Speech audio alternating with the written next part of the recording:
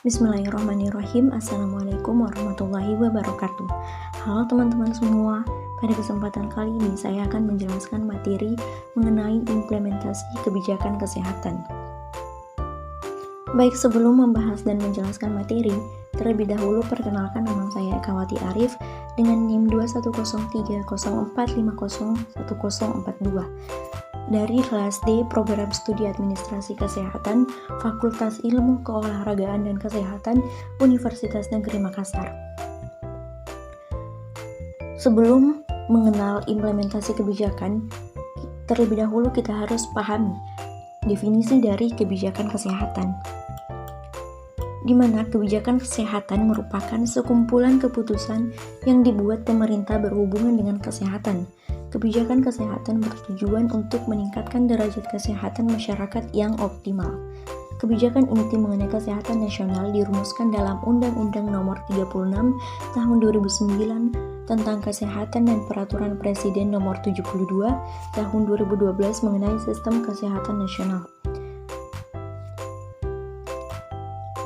Kebijakan ini menggariskan arah, tujuan, kebijaksanaan, dasar dan landasan mengenai upaya pengadministrasian segala upaya kesehatan di Indonesia. Sehingga jika dilihat dari bentuk dan hierarkinya, kebijakan kesehatan merupakan bagian dari kebijakan publik, sedangkan kebijakan publik merupakan bagian dari kebijakan secara keseluruhan yang merupakan bagian dari kebijakan secara umum. Selanjutnya, dalam penyusunan suatu kebijakan, terdapat siklus kebijakan kesehatan yang terbagi dalam 5 siklus, yaitu yang pertama agenda setting. Agenda setting merupakan penentuan fokus permasalahan yang akan dibahas atau dikembangkan kebijakannya. Agenda setting merupakan pertemuan dari 3 pilar penting, yaitu masalah atau problem, solusi yang memungkinkan untuk masalah tersebut atau possible solution to the problem, dan keadaan politik atau politik circumstances. Adanya masalah publik atau public issue merupakan awal dari penyusunan kebijakan dalam siklus kebijakan. Yang kedua, perumusan kebijakan. Setelah agenda setting, tahapan atau siklus dalam penyusunan kebijakan adalah formulasi kebijakan atau perumusan kebijakan. Perumusan kebijakan merupakan tahap dalam pengembangan kebijakan yang terdiri dari beberapa tahapan, yaitu pengaturan proses pengembangan kebijakan, penggambaran permasalahan, penetapan sasaran dan tujuan, penetapan prioritas, perancangan kebijakan, penggambaran pilihan-pilihan, dan penilaian atau peer review atau feedback. Selanjutnya, yang ketiga, adopsi kebijakan. Pengesahan kebijakan atau adopsi kebijakan merupakan tahap penting, karena pada tahap ini suatu kebijakan akan mulai diberlakukan. Dalam pemberlakuan, maka konsekuensi dalam kebijakan tersebut juga mulai berlaku. Yang keempat, implementasi kebijakan. Implementasi kebijakan merupakan tahapan yang penting untuk dilakukan. Sebaik apapun suatu kebijakan, jika tidak diimplementasikan maka tidak akan sesuai dengan tujuan dari pembentukan kebijakan tersebut. Dan yang terakhir yaitu evaluasi kebijakan. Setelah implementasi kebijakan, maka akan dilakukan evaluasi kebijakan, baik kebijakan itu sendiri maupun implementasi dari suatu kebijakan. Setelah evaluasi kebijakan, hasil evaluasi dapat menjadi problem atau masalah yang menjadi agenda setting berikutnya, sehingga menjadi suatu siklus yang terus-menerus dan berkesinambungan. Baik, kita akan menjelaskan materi inti, yaitu tentang implementasi kebijakan kesehatan. Terlebih dahulu, definisi dari implementasi kebijakan kesehatan memiliki peranan penting dalam siklus atau tahapan kebijakan kesehatan. Menurut Dan, pada tahun 2003, implementasi kebijakan merupakan pelaksanaan atau pengendalian aksi-aksi kebijakan dalam kurun waktu tertentu. Implementasi merupakan tahapan yang penting untuk dilakukan. Sebaik apapun suatu kebijakan, jika tidak diimplementasikan, maka tidak akan sesuai dengan tujuan dari pembentukan kebijakan tersebut. Implementasi kebijakan juga dipengaruhi oleh proses perumusan suatu kebijakan, baik top-down maupun bottom-up. Model top-down menguntungkan untuk diterapkan pada situasi di mana para pembuat kebijakan mampu mengatur dan mengontrol situasi dan dana yang terbatas. Sedangkan model bottom-up menguntungkan pada situasi di mana implementator mempunyai kebebasan untuk melakukan inovasi tanpa ada dependensi kekuasaan dengan melihat dinamika daerah atau lingkungan kebijakan yang berbeda.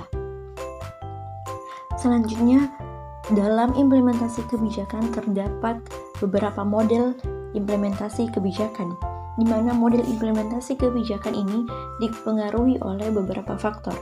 Terdapat berbagai model implementasi kebijakan, baik dengan pendekatan top-down maupun bottom-up.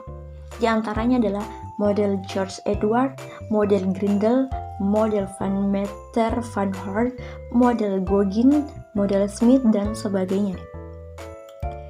Yang pertama yang akan kita jelaskan yaitu model George. Model implementasi kebijakan yang dikembangkan oleh George Edward didasari pertanyaan mengenai prakondisi apa yang diperlukan agar implementasi berhasil dan hambatan utama yang menyebabkan implementasi gagal. Beberapa faktor yang mempengaruhi adalah komunikasi, sumber daya, disposisi atau sikap pelaksana, dan struktur birokrasi. Selanjutnya model Grindel. Grindel membagi faktor yang mempengaruhi implementasi kebijakan tersebut menjadi dua faktor, yaitu content of policy dan context of policy. Dalam content of policy, faktor kepentingan sangat berpengaruh. Hal ini dikarenakan semakin banyak kepentingan dalam suatu kebijakan, maka akan semakin sulit untuk diimplementasikan. Selain itu, faktor manfaat yang diperoleh juga berpengaruh pada pelaksanaan suatu kebijakan. Sedangkan dalam konteks polisi, kekuasaan, kepentingan, dan strategi aktor yang terlibat memiliki peranan dalam implementasi kebijakan.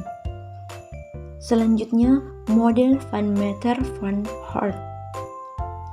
Menurut Van Meter Van Horn, terdapat 5 faktor yang mempengaruhi implementasi kebijakan. Di antaranya adalah yang pertama, standar atau ukuran dasar. Standar atau ukuran dasar dan tujuan kebijakan berkaitan dengan sejauh mana standar direalisasikan, karena terlalu luas dan kabur dari suatu kebijakan akan sukar diimplementasikan, sedangkan kebijakan yang lebih spesifik dan lebih sempit akan lebih memudahkan diimplementasi. Yang kedua, sumber daya kebijakan. Selain standar, implementasi dari suatu kebijakan dipengaruhi oleh sumber daya dalam kebijakan, seperti dana, sumber daya manusia, dan fasilitas atau sarana dan prasarana. Yang ketiga, komunikasi antar organisasi dan kegiatan pelaksanaan. Komunikasi antar organisasi dan kegiatan pelaksanaan merupakan faktor lain yang mempengaruhi implementasi kebijakan, khususnya standar aturan, sehingga diperoleh ketepatan dan konsistensi sekaligus sebagai alat ukur dalam pengawasan. Yang keempat, karakteristik badan pelaksana. Aspek lain yang harus diperhatikan menurut Van Meter Van Horn dalam implementasi kebijakan adalah karakteristik badan pelaksana, yang meliputi karakteristik, norma, dan pola hubungan yang ada. Dan yang terakhir yaitu kondisi sosial ekonomi dan politik serta sikap pelaksana. Kondisi sosial ekonomi dan politik juga berpengaruh dalam implementasi kebijakan, seperti misalnya kebijakan dalam pengurangan kasus stunting. Selanjutnya model Gogin. Malcolm Gogin, Anne Bond, dan James Lester mengembangkan apa yang disebut dengan communication model untuk implementasi kebijakan. Model Gogin menunjukkan bahwa implementasi kebijakan memiliki variabel independen, intervening, dan juga dependen. Salah satu faktor yang dianggap memiliki peran besar dalam proses ini adalah komunikasi yang menjadi penentu bahwa proses implementasi ini dapat berjalan baik atau tidak. Dan selanjutnya model Smith. Pendekatan Smith merupakan salah satu pendekatan implementasi kebijakan dengan pendekatan bottom up. Pendekatan ini bertujuan untuk yang pertama, melihat proses implementasi kebijakan publik dari perspektif perubahan sosial politik.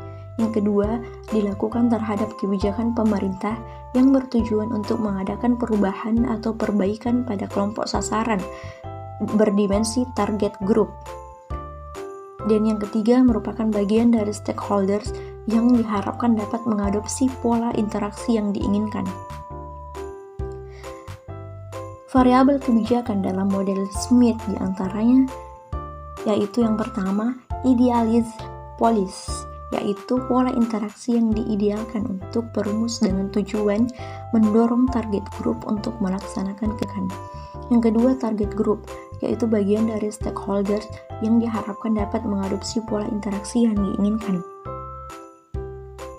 Selanjutnya, implementing organization, yaitu pelaksana yang bertanggung jawab dalam pelaksanaan. Dan yang keempat, environmental factors, yaitu unsur lingkungan di mana ilmu politik, sosial, dan budaya yang dapat mempengaruhi implementasi. Baik, dari beberapa materi yang saya sudah jelaskan tadi, dapat disimpulkan bahwa implementasi kebijakan kesehatan memiliki peranan penting dalam siklus atau tahapan kebijakan kesehatan, karena merupakan pelaksanaan atau pengendalian aksi-aksi kebijakan kesehatan dalam kurun waktu tertentu. Model implementasi kebijakan dipengaruhi oleh berbagai faktor. Terdapat berbagai model implementasi kebijakan, baik dengan pendekatan top-down maupun bottom-up.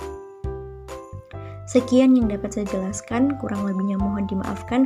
Terima kasih sudah mendengarkan dan semoga dapat memberikan manfaat kepada kita semua. Wassalamualaikum warahmatullahi wabarakatuh.